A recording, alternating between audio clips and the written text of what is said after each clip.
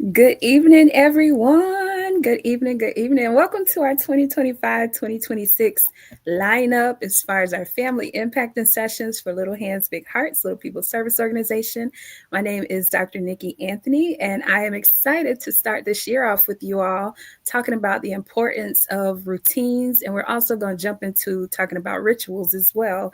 I have a really special guest. I've dubbed him our resident mental health professional. He's been with us and done some things with us in the past, and he shared excellent information. We had a brief little conversation before we got started, and just hearing him talk about the routines that he has with his own children, it kind of lets me know that he's going to share a lot of great information tonight to help you all who may need some help or who need a little more encouragement to set routines that are going to be healthy for your children to help them be as successful as they can in the school year, right? Coming from an education background, being someone who has been on the academic attendance teams and all of those things, it's important for you to have routines in place so that um, so that your children are as successful as they can be. A lot of times, an absence of a routine means getting to school on time or late. It could mean showing up prepared for school. You got your homework or you don't have it, right? So we need to know why they're important. We need to know how to establish them, how to stick with them, because a lot of times life changes. So then how do we get back to a happy medium of safe routines that our kids find safe? There's a lot of safety built into routines, but we'll get into all of that. I don't want to start there. We'll get into all that. I'm going to have Mr. King to briefly introduce himself right after I share the mission of Little Hands Big Hearts. So the mission of Little Hands Big Hearts is to develop little people and not so little people, because we have teenagers as well, into servant leaders who think beyond themselves for the greater good through explicit and intentional opportunities for character development, selfless service to others, and community-based volunteering.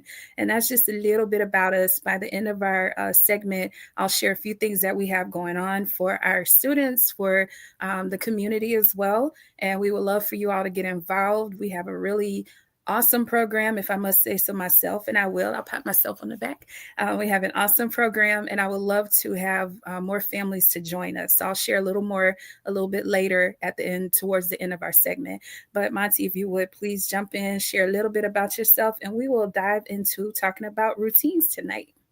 Well, I want to say thank you, Dr. Anthony. I appreciate this opportunity to come on and be able to discuss the importance of routines. A little bit about myself. I am a father of two. I'm a husband. I went to Florida State University and I received a master's in social work for policy and as well as clinical. I received a master's in public administration, and I also have a LCSW, which is a licensed clinical social worker. So I am a licensed counselor. Um, my daytime job is I work for Duval County Public Schools as a school social worker, and I work with students who've made some poor choices, and I try to help them to make better choices. So it's just this is kind of what we do at the school that I work at, is try to develop healthy routines, healthy habits for students for the time that they're with us in order to be able to get back to their home school. My home has a lot of routines in it. So when you came with this topic, it was like, whoa, okay. Hopefully I don't overdo it. I got some information that I want to share with you guys as far as what is a routine, how are they established, what to do if they're in a situation and routines are not working the way that you would want them to. But most of all, what do routines impact about our own mental health, our physical health, and our well-being? Routines are a part of what we have done since we were born. We just don't know it because it's become more than a routine. It's become a habit. So I just want to thank you for the opportunity, and I appreciate being here. Of course, of course. So we will jump right in. I'm going to ask everyone to please hit the share button on whatever medium you're watching on, like YouTube or Facebook. Hit that share button and encourage some people to join this conversation. And I would like for you all to be involved. So in the chat, if you would, please put a routine that you have within your family. one routine. And again, we're going to specify tonight the difference between routines and rituals. There is a difference. And so if you put one that is not necessarily a routine, we're going to clarify those things a little bit later and give you an opportunity to clarify those things. But we'll get started. So throw a ritual in the chat that you have within your family, whether it's with your child, with your spouse, in the operation of your home. Throw a routine down there. So first, Monte, will you please answer the question, what are routines, and kind of talk about that? Routines is a word in the English language. It's a plural noun. It's a sequence of actions regularly followed. It's basically a fixed program. It's an idea where something is predictable in the day. It allows us to be able to move from one task to the next seamlessly without any panic because we know what's getting ready to happen. Everyone has a routine when they get up in the morning, but when you get out of your routine, that's when you feel like your day is not going to go well. It hasn't started off correctly. So routines are something that are just automatic. And once they become so automatic, they become a habit. And once we break those and we do something different, that's when we find ourselves outside of our norm and we start to panic or we have anxiety. Yes. Good. That's really good. So there's a level of, all right, morning devotion. We have morning devotion. Do you want to talk about any that are shared now, or do you want to wait till we get to the difference between rituals and routines? We can talk about it now. A routine in my home is every morning I wake my children up. And when I do, I wake them up to spiritual music and try to give them something positive. I say something positive to them, and I try to help them to understand what's going on and what to expect. Once we've done it so many times, they know by a certain time they have to have their feet on the floor. By a certain time, they have to have their beds made. By a certain time, they should be at the table eating. And that helps us with time management. So that's just, in prayer and devotion are also a part of those things. It's a real important part of the day. So we have morning devotion. I want to say, this is my understanding. Rituals are more for structure.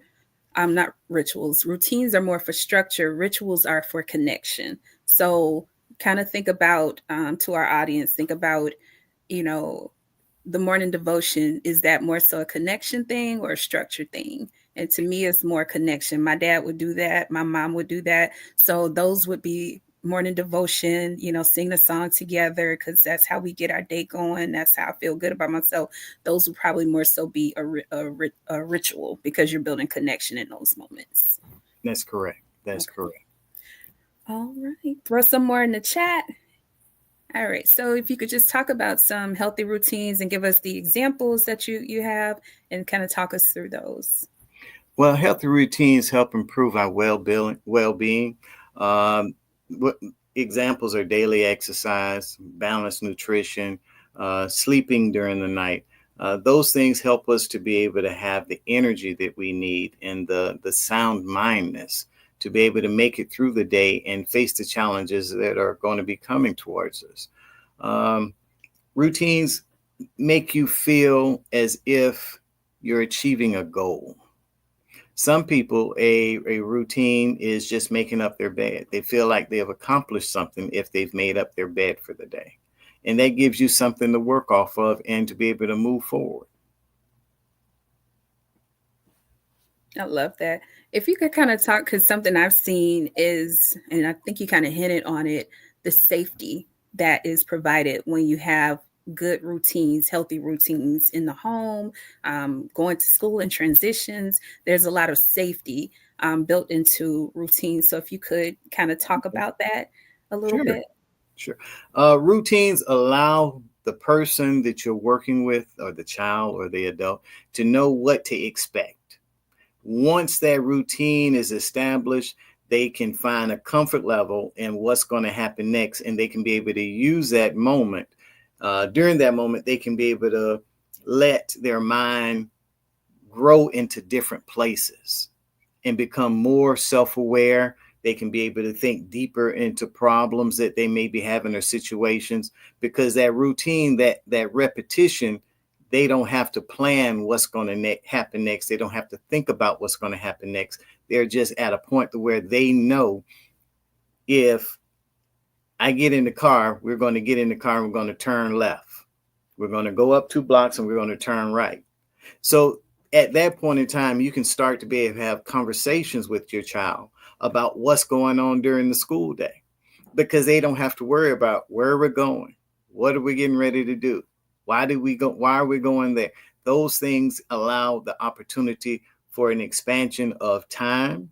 They in being able to relate to one another. It allows for expansion of what has happened during that day. If there was a good or negative situations that the child wants to talk about, it just gives that opportunity for something to be able to develop when the child is now at a secure place, because they don't have to worry about what's going to happen next. That is so good. A part of just thinking about trauma, one aspect of trauma responsive care is setting healthy routines, right?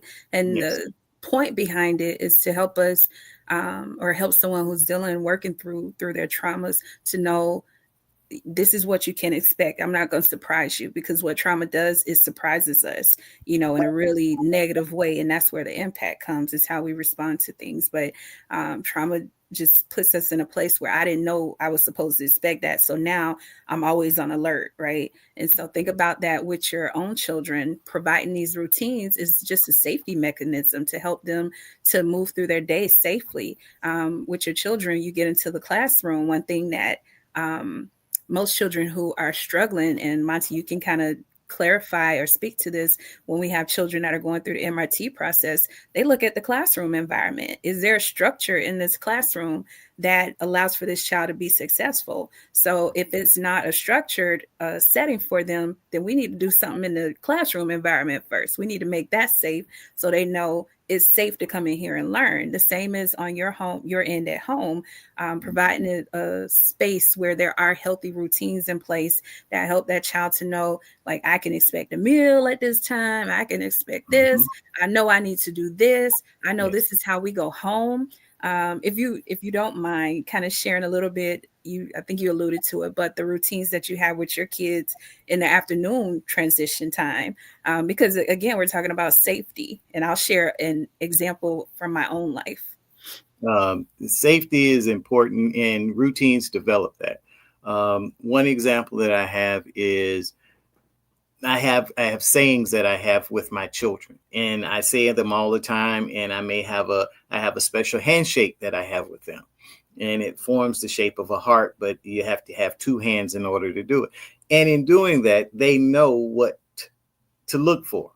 They are always and if someone came up to them and said, "Well, your dad told me to come get you," they could ask them a question. Well, no, my dad doesn't do that, but what's my dad call me? What's my secret handshake? Those type of things, those rituals, they've become so accustomed to, they don't even have to think about them. And they don't understand what I did by making them aware of it and making that a part of who they are in their makeup. It's my way of being able to protect them. And you were talking about in the classroom, the structure that I have in my home translates back to the classroom. So by me having structure here in the house, when they get to the classroom, they expect structure. They're looking for it. And when they don't have it, they come back and they explain to me situations that they may be having and they may not agree with. And I have to help them to work through it. And that's also a way that you can help somebody be able to deal with difficult situations and routines. Because as they start to grow, they're going to develop more of an opinion about how routines are supposed to take place. But I also want to share that routines open up the possibility for fun. If you have a routine and everything falls in place, you find yourself with that extra 15, 20, 30 minutes. Ride a bike, stop by the park.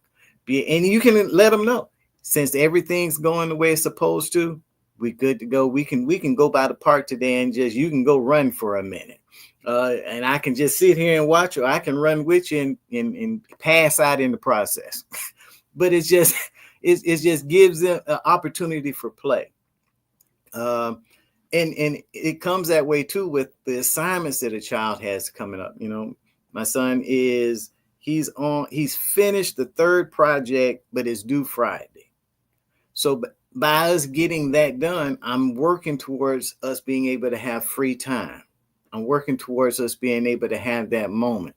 I'm working towards him not having the pressure of those projects coming due, because children respond different to pressure than adults, and they panic, and then adults don't a lot of times don't know how to respond to that child's reaction when it comes to how to deal with that stress.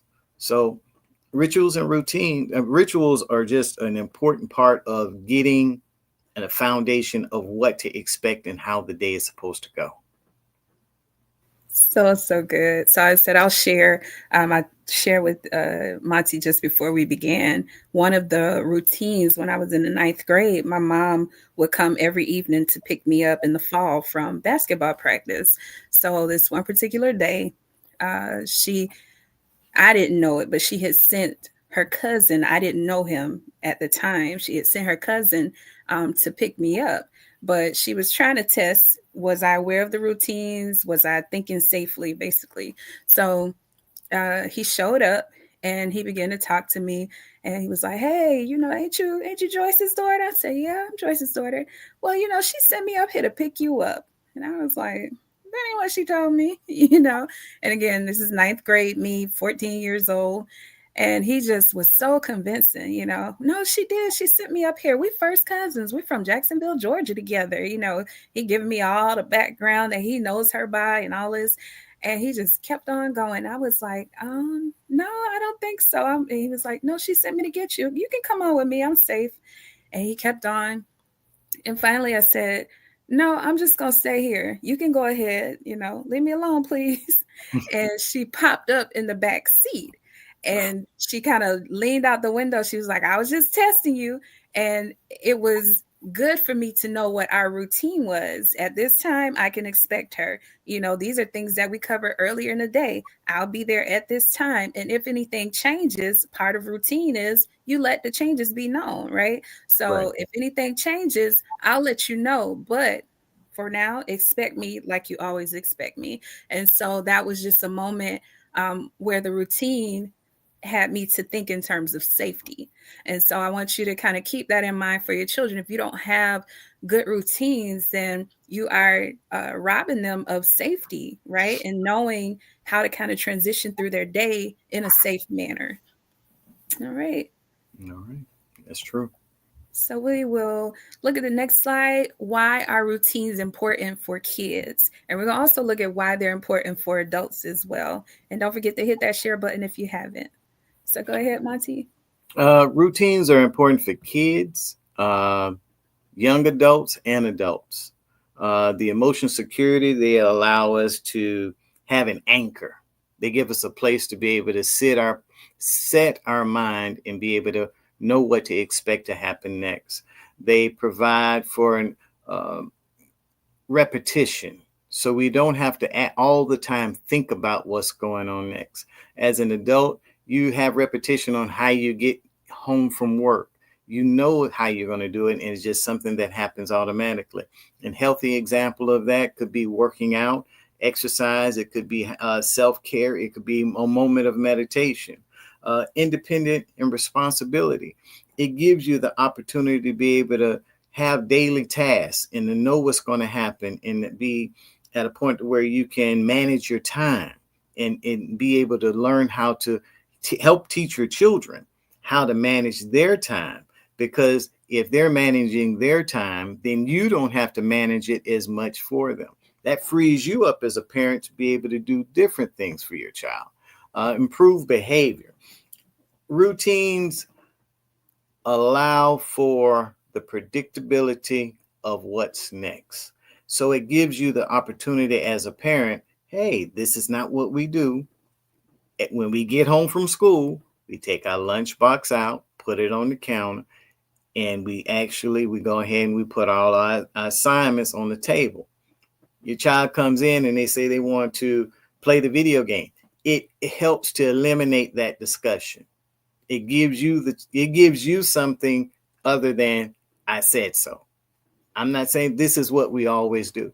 It gives you stronger family bonds. It builds that connection, because once you build that connection and they know what to expect, it makes it so much easier to be able to work with your children.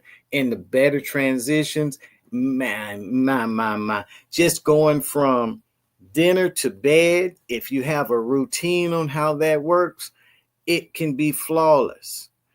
Hey, we finish eating, we know, take the table, clean the table off. One finish your homework, the other one brush their teeth. Those give you the opportunity to be able to have those one-on-one moments also if you have several children in the home. So it gives you that transition, it gives you communication, it helps to build a stronger foundation in the home. So that's why routines, I believe, are important. And it translates over into the classroom too. Once you have those things established at home and they know the sequence of events that are going to take place, the teacher should have the same thing taking place in her classroom. Because the transition from one place to the next at home is no different than transitioning from one subject to the next at school. That is so, so good. So now my ESC teacher heart is jumping because I'm thinking about my little babies, my children, my students that have disabilities. Routines are so necessary when you're trying to work through academics and behavior, for students with disabilities, right? So I love this. I love this conversation. You're getting some props. Say, that's good. Go on, Mr. Monte. So great job with that. If you could, this is kind of off script, but just kind of talk a little more about connection, because I don't know if everyone knows that. We know it because we talk about these things in our practices and our work, but talk about connection. And from what I'm seeing, routines help us have better rituals, and rituals help us have good routines as well. So it's almost a cycle, if I'm viewing it correctly. It's cyclical. But if you could talk a little more about not routines, about connection, so people will know what they're working towards with rituals and with routines. As you like I was saying earlier, as you develop that routine, it frees up that time, and that time creates the opportunity for a connection, a ritual. As you keep that routine going, and now your child knows what to expect, knows what to do, knows how things are going to happen. You end up with that extra time. It may be 2 minutes, it may be 5, it could be an hour. I don't know. But that gives you the opportunity to have that ritual, develop a ritual, and establish that a ritual with them. It could be, this is hug time. This could be a time where you have the opportunity to sit down and just talk about their day. It could be an opportunity where you can sit down and color with them. Whatever it does, it gives you that opportunity to slide a ritual in there that the routine won't allow you to do unless it's complete. And that then gives the child some ownership over the fact that, hey, this is all done. What are we going to do now? Hey, let's do something together. I don't have to. You've managed yourself so well. Now you get to manage a little bit of free time that we have. And that makes that ritual. And that makes that communication, that bond, that togetherness. It makes it to where you're able to connect, grow, and become more of not their friend, but more of a person that they can be able to look up to. That is so good. So connection is that togetherness. That's where you are building on the love that you already have. That's the purpose of rituals, right? To continue building on that love, building on that connection, your togetherness with each other. So now that you have heard a difference between routines and rituals, I want you to throw an example of a ritual in the comments. So one from me, you can share. You shared a couple, but if you don't mind kind of highlighting a different one, you can, Monty. For me, when I was growing up, I'll put myself in that space. When I was growing up, one of the rituals I had with my mom, and it continued with my dad after she passed, was praying every morning. She would drop me off to school, and one of the things she would say to me was, "Stay prayed up." And we would just have a quick moment of prayer, a kiss, a hug, out the car. So, even a kiss on the forehead, even a fist bump, a bladal, whatever it is, those are all different types of rituals that you can do. So throw a ritual to our audience, throw one in the comments. And Monty, if you don't mind sharing or kind of expounding on one you've already shared, you feel free to do so. Um, a ritual that I have with my children is we pray every night. Uh, we get down, we hold hands sometimes, sometimes we lock arms, and it could have been after we just had a good, how to put it, we could have had a good discussion. And, right after that good discussion, they may still have some things on their heart. But, I show them that we're past that. We're at a different spot. And through that ritual, we sit down and we show that we're closer to one another than we think. You know, Even though we disagree, this is something that we can agree on. And by doing so, it gives them the opportunity and me the opportunity to just be close, touch each other for a second, and not have that negative moment at night or I love during. that. So I want to actually kind of piggyback off what you just said. Rituals and routines, even after you have a hard moment with your children. There's a scripture I love, and it's not to offend anybody, but I'm going to say it is restore such a one in love, right? And when you have those moments, routine should tell you and have your kids to know that even though we have a rough moment that we're trying to work through, like we're going to always end on a good note. Ritual tells us that even when we have a hard moment, this is what you can expect from me because I still want to be close to you. I don't want things to be broken or fractured. So keep that in mind also, building that togetherness and that connection, even when you have the hard moments. Like it's good to have your kids should know mommy or daddy is not going to leave me out there because they're angry with me, that they're going to some kind of how we going to find our way back to each other. And I don't have to wonder if they still love me at the end of this. So I just wanted to, and if you want to expound on that, feel free, or we can keep moving. It's that's so important to be able to know that even though we disagree, as as parent and child, that that doesn't change how we feel. Yes. That we're still going to be together. We're still going to be open. We're still going to, you know, I'm still going to be parent. Mm-hmm. I'm going to be parent first. And that's my only job. Mm-hmm. And in this process of me raising you and us being together, we have to work through our disagreements because what the routines are the what you have to do. The rituals are what you get a chance to do. And that ritual is really a deposit into a future bank. That's so good. Because as we grow, I'm a little old. I'm 52. But being 52, I thought I knew a lot at 12. And I thought I knew even more at 16. But 18, 19, 20, 21 was eye opening. But it was the deposits that my family put into me that allowed me to have to um, settle myself when I thought I knew the answer. And that's what I'm doing now. That's what people who actually, develop and have that time with their children, that's what they're doing now. They're putting that emotion into the bank. They're putting that stuff into the bank. So when their child does have that moment of, I know it all and I'm superior and you're old and with the world doesn't work that way anymore, you can be able to say, hey, now, we've been here. This is me. And if you don't put that deposit in, it's hard to be able to pull that out. So that's how I see that working. I love that. So we have one ritual from Charles. Each morning we say our affirmation that we came up. So I want to say first, kudos on that because y'all did it together. Mom did not create the ritual and tell everybody to follow it. She let them have buy-in into the affirmation.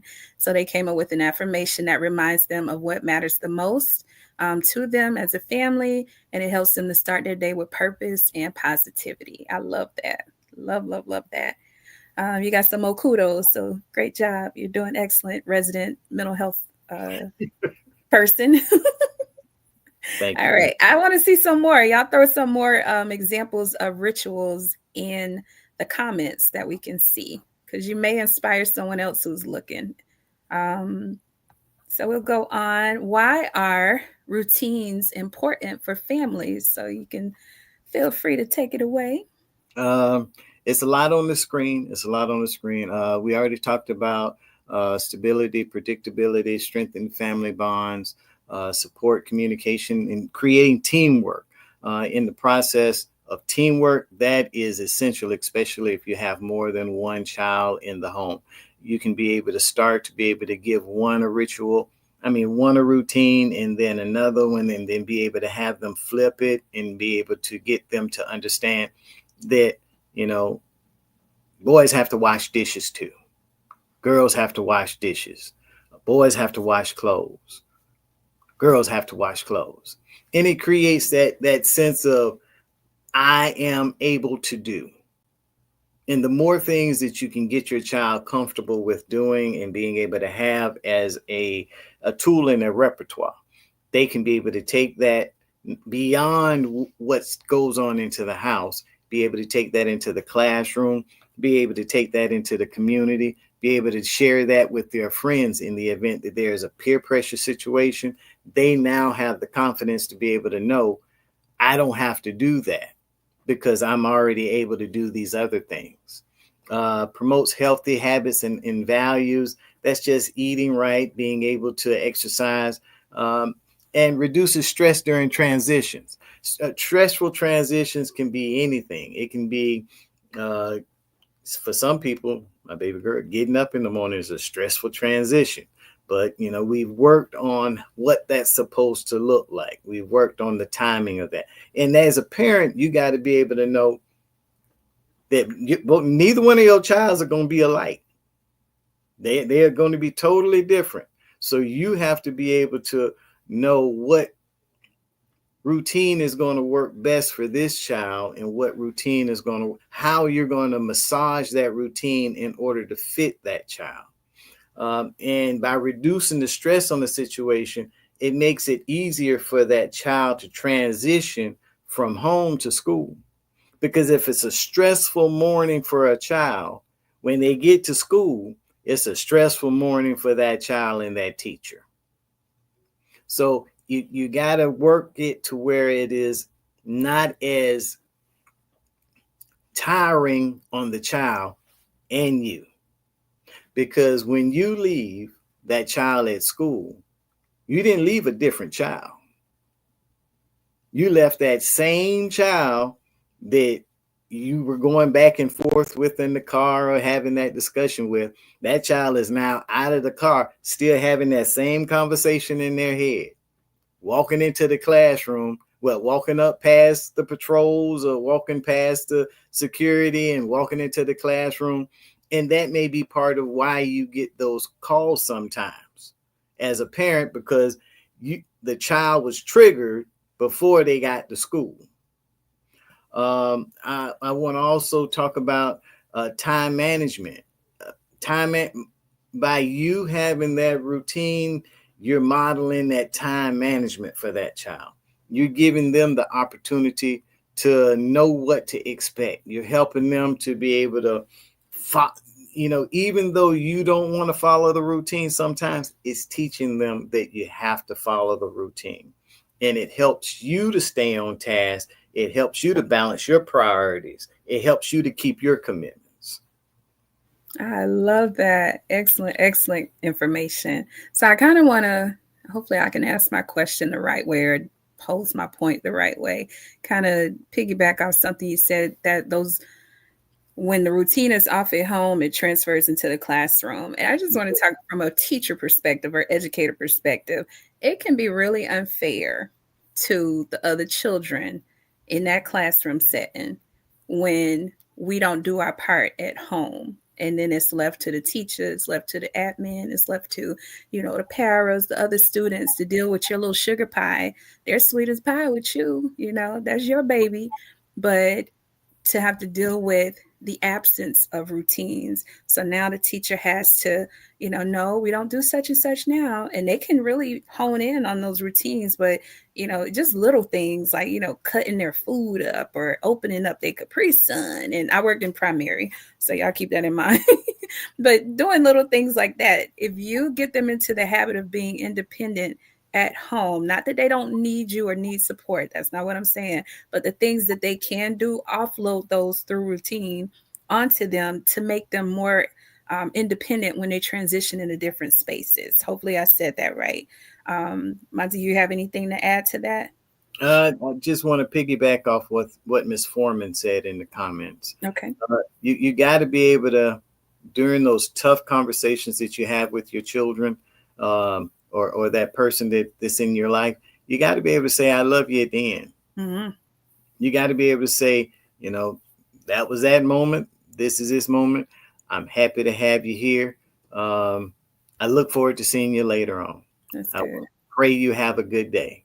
You're just leaving them with something positive, something to where they can be able to de-escalate within themselves. Mm-hmm.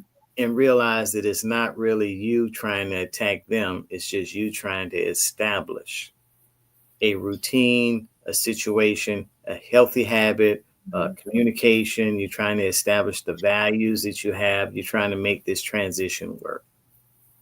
I love that. So we had two more rituals in the comments. The first one is from Candace. She said her and her daughter have an affirmation they've been singing since first grade, and that affirmation has grown to her now third grade self, and they done remixed it. So I love that. And Tim said, not leaving the house or the car, getting out the car without saying that you love each other and with a hug. And then Right. also asking each other how their day was after school, ask follow-up questions, check in and check on them, how they are feeling. I love that. Love, love, love that. Excellent. So we are going to keep on moving. We have a little bit more time. Okay. All right. So why are routines hard for families? I kind of wanted to lean into this one, especially because all of us don't have it down, and that's okay. That's why we're doing this and why we share information. We want to make sure that you have a way to start and continue, maintain. So kind of lean into this. Why is it hard for our families a lot of times to have routines that are safe for us and that keep us going? Routines are hard because life is unpredictable at times. And the more our lives are as adults are unpredictable, it translates over to our children. And that makes it to where the child doesn't know what they expect, and there's a change in the schedule, whether it be an after school activity or whether it be a parent changing from one shift to another. It can be different in priorities or parenting styles. It's hard to get a routine if the parents are not on the same page. It's hard to keep a routine going if you're co-parenting or if you're parenting from two separate homes. That is a situation where you have to be able to sit down and work on the rules, expectations, be able to understand how is this going to be consistent from one home to the next. A lot of times children have the mental capacity to know what's going on and be able to manipulate one parent against the other. The stress and fatigue, being able to try to keep something going is just overwhelming at times. You'd be at a point to where, you're just trying to figure out how to handle, whether it be a health issue, emotional stress, financial strain, just those different strains as an adult. make it difficult for us to be able to keep things going and to be on that routine, because we just get tired and we just give up. Limited resources or lack of space. That can be anything from transportation, disrupted meals, or disrupted bedtimes. Technology is a big distractor in a lot of families, especially as kids get older.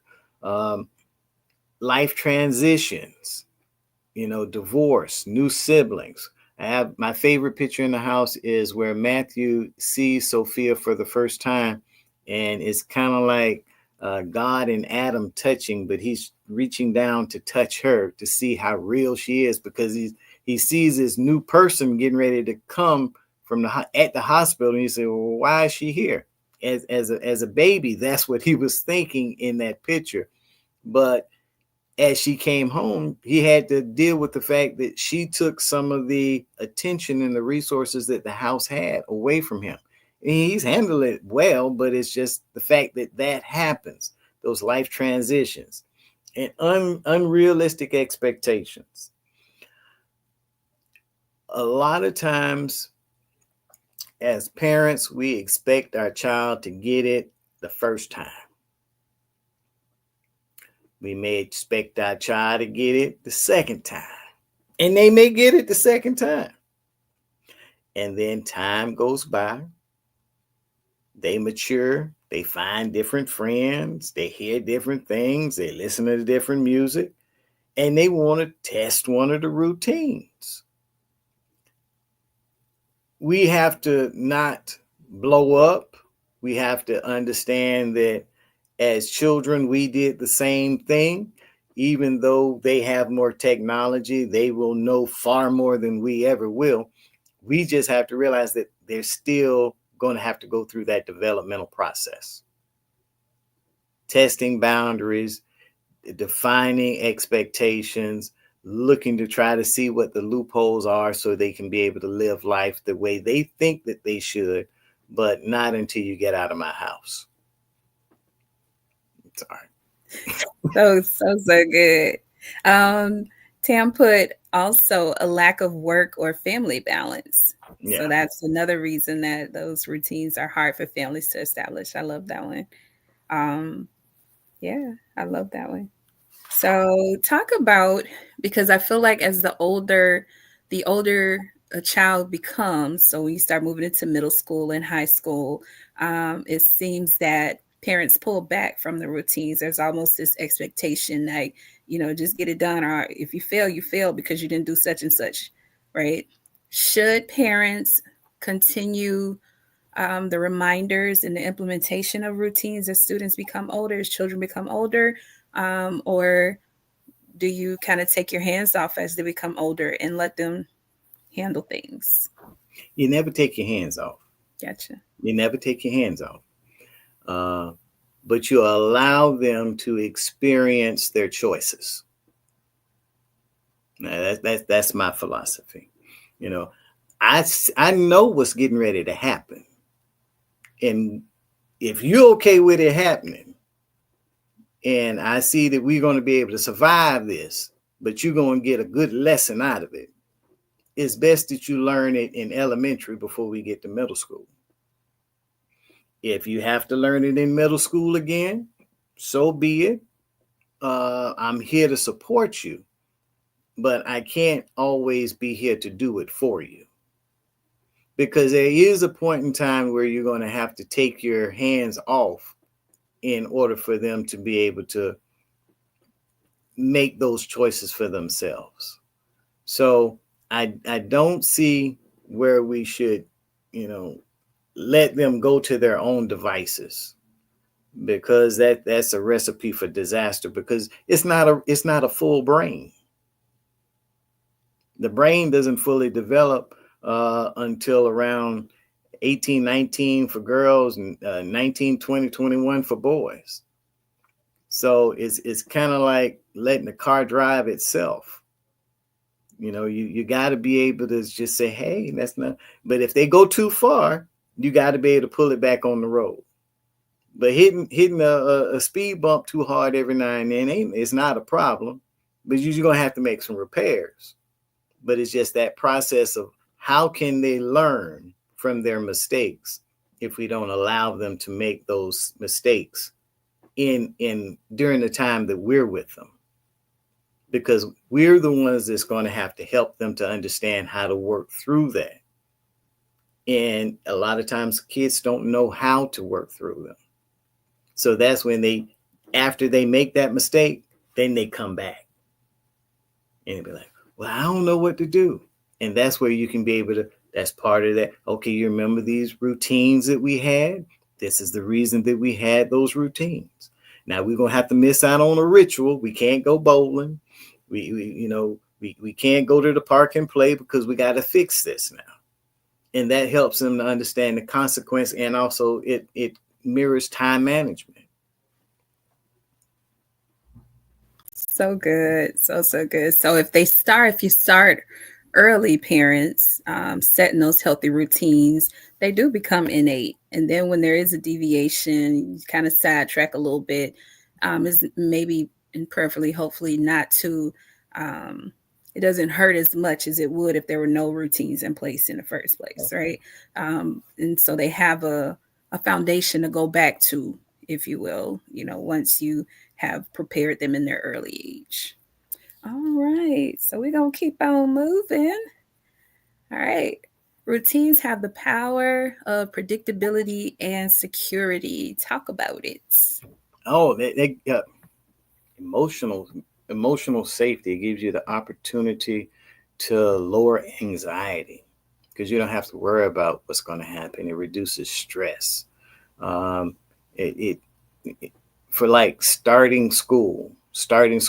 If you start your child going to bed early, a week before school starts, when it's time to get up and go to school, they're already used to getting up and going to bed at a certain time.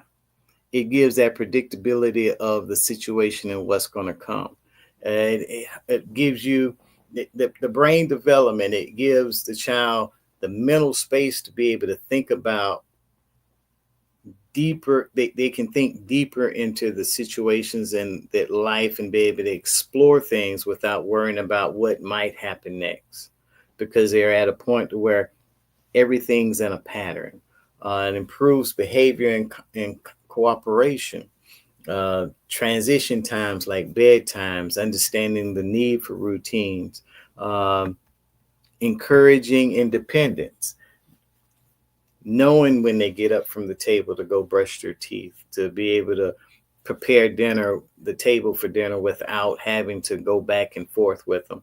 It just gives that predictability, gives the security of what's going to happen, and what to expect and how to react. It's routines help so much to reduce negative conversation or arguing or bickering back and forth, because it's 7:30. My children are normally in the bed at 7:30. They're up watching this right now, so they know that, hey, this is something different. It's school tomorrow, and I'm beyond 7:30.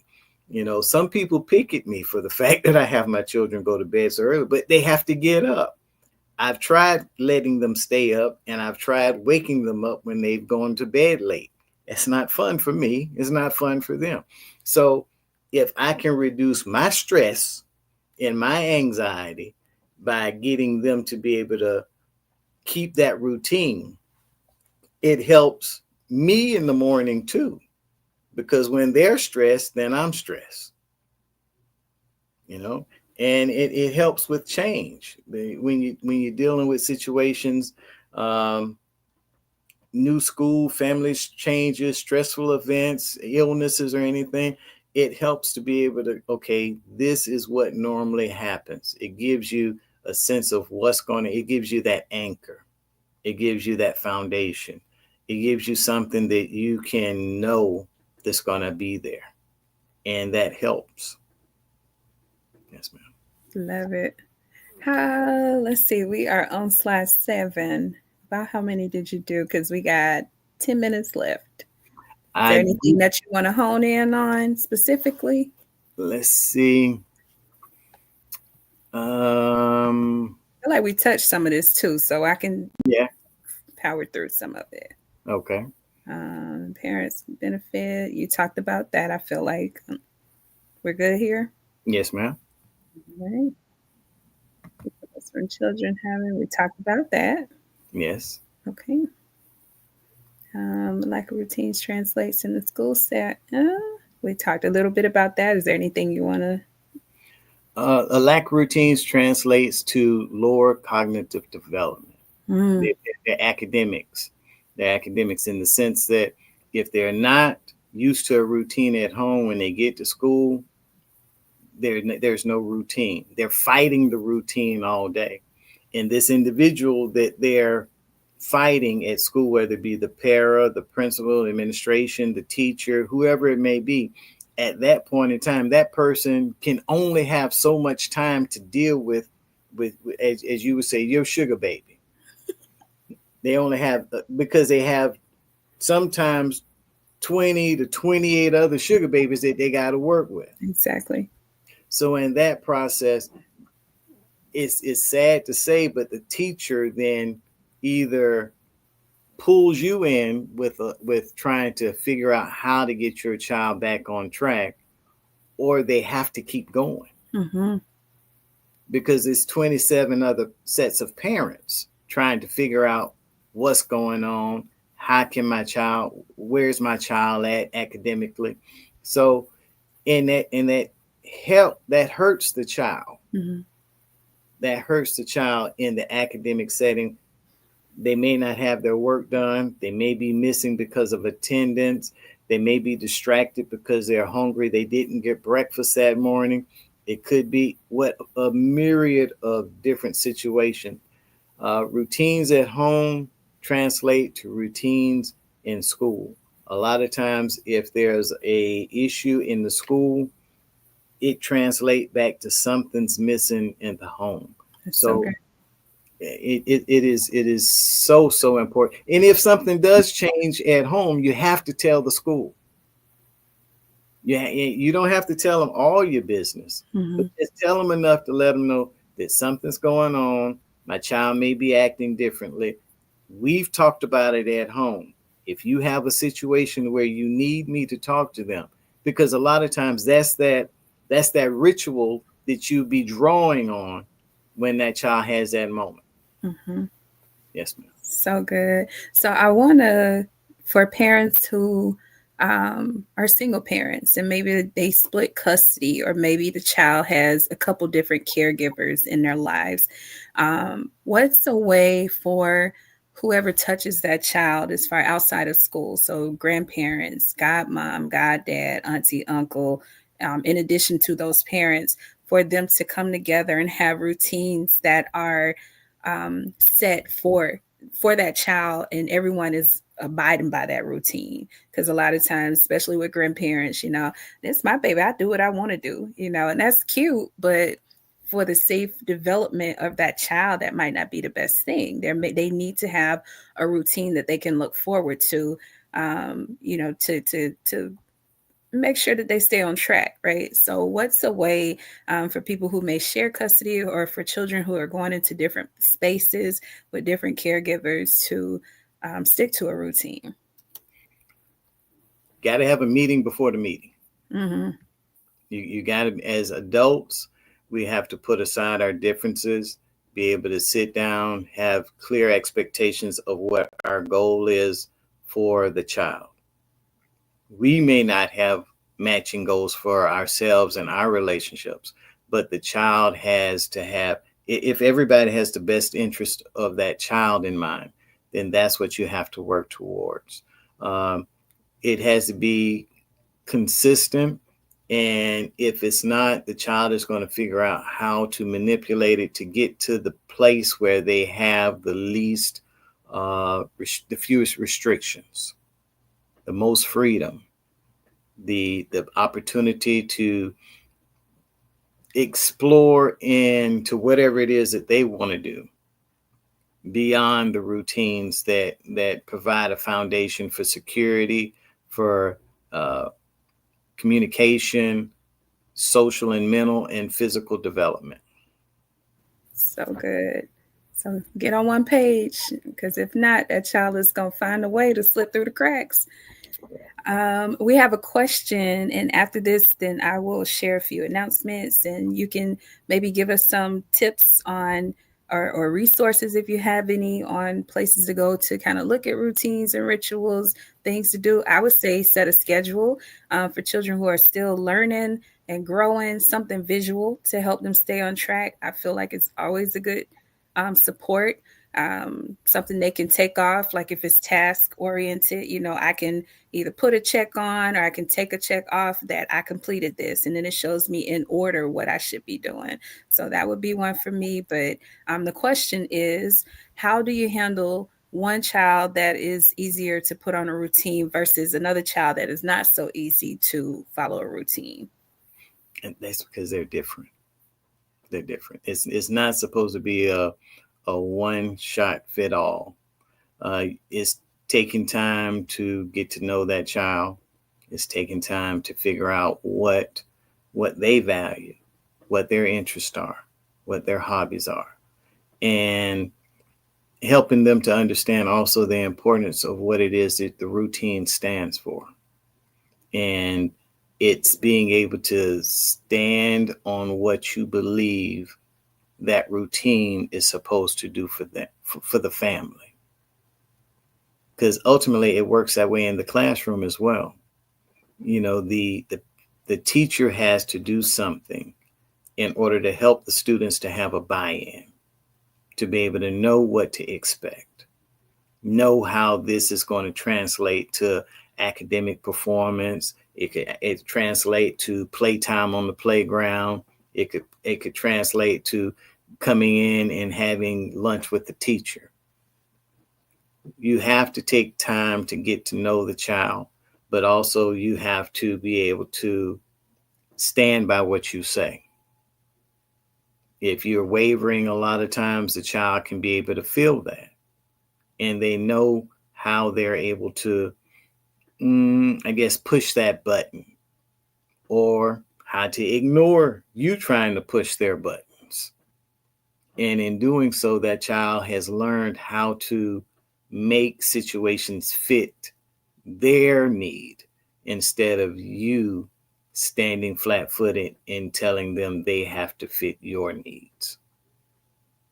So good. Do you have, I'll let you, if you have any strategies for setting routines for parents in addition to making maybe visual schedules, anything that you would suggest? Buy-in. Mm-hmm. Everybody has to be in it together. Uh, you got to get a situation to where everybody's sitting on the same page, sit down at the dining room table, living room, and just go over what a situation. It can be one situation. You can sit down and talk about bedtime. As a parent, come to your children. I feel like bedtime is chaotic. I feel like we're not going to bed as peaceful as I would like. So how do you think, what does peace look like first? First, you have to define the behavior that you're looking for, and you have to all agree, because peace for one person may not be peace for the next. You have to establish what is the time frame. Is bedtime 12 o'clock at night, or is it 7:30? So you have to be able to sit down and go through all the different things that you expect to happen. And that's only if you haven't set the concrete. Now, if you haven't set the concrete while it's wet, then you got to tear some concrete up and make some repairs.